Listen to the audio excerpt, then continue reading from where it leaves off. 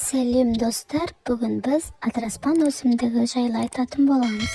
Адыраспан түйетабандар тұқымдасына жататын көп жылдық өсімдік.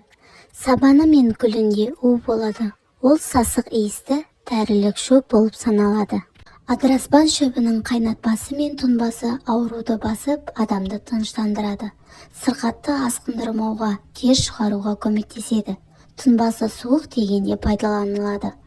Ал қайнатпасы ауыз қуысы мен тамаққа, суық тигенде ауыз шайқауға, басқа да шөптермен қосып аяқты жууға қолданады. Адыраспанды тас шөппен қараңдыз тамырлармен қосып қайнатады. Радикулитті сегіз көз неврологиясын емдеуге қолданады. Бұл ауруды емдеген кезде жоғарыдағы қайнатуды ішумен бірге шөбінде белді булауда жақсы нәтижеге беретіні байқалады. Ғалымдардың зерттеуі нәтижесінде адыраспанның құрамында гармалин бар екені анықталған.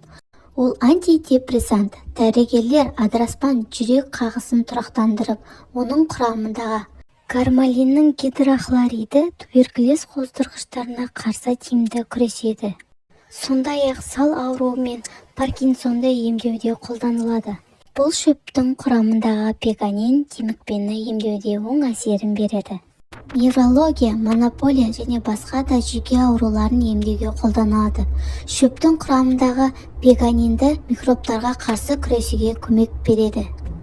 Ақпарат ұнаған болса, каналға жазылуды ұмытпаңыз.